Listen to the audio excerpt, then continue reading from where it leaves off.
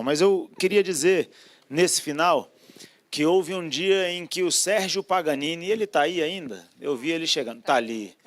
Sérgio, obrigado, cara, nós estamos juntos demais. Teve um dia que o Sérgio Paganini me trouxe aqui para o Jardim Botânico, lá em 2022 ainda. E ele falou assim, eu vou te levar lá que tem algumas pessoas que eu quero que você conheça. E se não fosse você, Sérgio, ter me trazido para cá, provavelmente eu não estaria aqui hoje vivendo esse momento tão especial para todos nós. Então, eu queria te agradecer nominalmente, porque um dia você falou assim, eu vou te levar lá, tem umas pessoas que você tem que conhecer.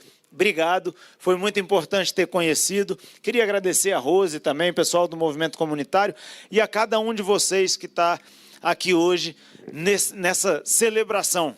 É um dia de felicidade para o Jardim Botânico, é um dia de felicidade para os nossos condomínios, é um dia de felicidade para as nossas famílias. Eu venho menos aqui ao Jardim Botânico do que a Bia, né? Que ela vem agora quase que diariamente ao Jardim Botânico.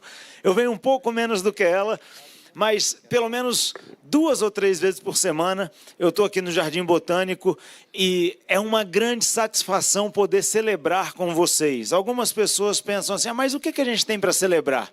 Cara, a gente tem 1 milhão de coisas para celebrar. É como o Livino falou assim, a gente tem cada tijolinho que foi colocado para construir a região administrativa, a gente tem o convívio nos condomínios, a gente tem a amizade para celebrar e a gente tem uma cidade vibrante, uma cidade pujante, uma cidade que cresce, que gera emprego, que gera renda, que gera receita e que hoje caminha pelas próprias pernas. Então, parabéns pelo 20º aniversário de vocês. Eu coloco a nossa frente parlamentar à disposição de vocês para que vocês tragam as demandas. E é claro que dentro das limitações, e a gente tem limitações, mas a gente vai trabalhar duro para entregar soluções, para entregar respostas para aquilo que o Jardim Botânico precisa. Eu sei que eu falo isso em meu nome, em nome do Rogério, em nome do deputado João Cardoso também e dos demais deputados da Câmara Legislativa. Então a gente está à disposição de vocês, mas eu não posso encerrar sem falar do momento que a gente vive no Brasil. E eu me lembro que no início do ano passado, eu fiz uma audiência pública lá na Câmara Legislativa e o tema da audiência era a institucionalização da censura no Brasil. E eu estou falando de mais de um ano para trás. E a Bia foi lá debater, o deputado Marcel foi debater, Rodrigo Constantino pelo telão, participando de maneira virtual, Paulo Figueiredo participando de maneira virtual, alguns deputados distritais presentes também, eu não me lembro se nós tivemos senadores naquele dia, e eu me lembro que eu fiz um discurso naquele dia dizendo para as pessoas, não tenham medo. E naquela ocasião, recentemente tinham sido presas mais de 1.000 pessoas. Mais de 1.000 pessoas. Porque depredaram patrimônio público. E eu sou contra a depredação de patrimônio público. Mas eu sou contra também quem depreda patrimônio público pegar 15, 16, 17 anos de cadeia. Quando isso aconteceu inúmeras vezes no Brasil antes, praticado por movimentos sociais de esquerda. E quando era naquela época, ou quando foi praticado por eles, era militância política. E aquelas pessoas sequer eram presas.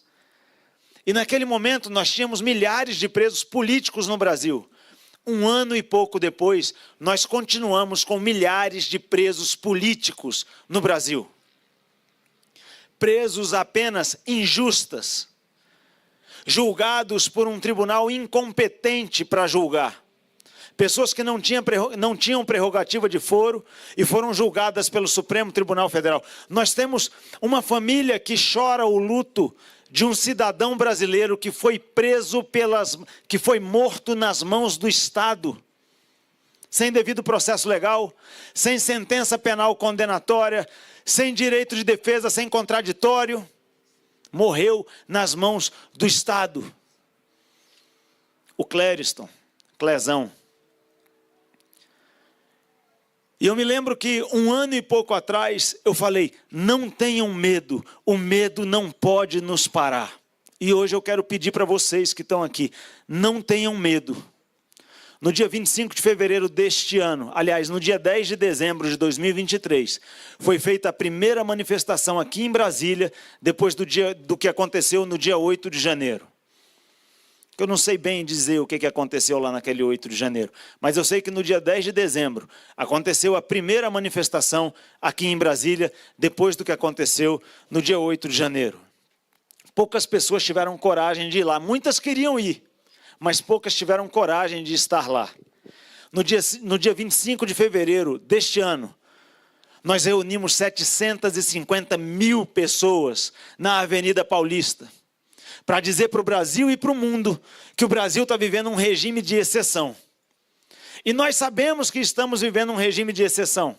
E a deputada Bia bem pontuou aqui que hoje no Brasil é preciso coragem para dizer o que pensa. Eu quero pedir para vocês, brasileiros, não tenham medo. Nós não podemos nos permitir viver reféns do medo. Há uma luta no Brasil hoje que é maior do que todas as outras lutas. É a luta pela liberdade. É a luta pela liberdade. Não é a nossa liberdade da nossa geração só. É a liberdade das próximas gerações. É a luta pelo que os nossos filhos vão viver, pelo que os nossos netos vão viver. E talvez alguém possa estar pensando assim, é exagero. Não é exagero, não. A gente tem uma rede social suspensa aqui no Brasil, que ela só é suspensa em países como a Coreia do Norte, a China, a Venezuela e outras ditaduras ao redor do mundo. O Irã e outras ditaduras ao redor do mundo. Nós temos hoje pessoas presas pelo que falaram. Nós temos hoje pessoas censuradas previamente quando a nossa Constituição veda a censura. E se parlamentares têm que tomar cuidado com o que dizem, sob pena de ter os seus perfis de rede social derrubados, imagina as pessoas comuns.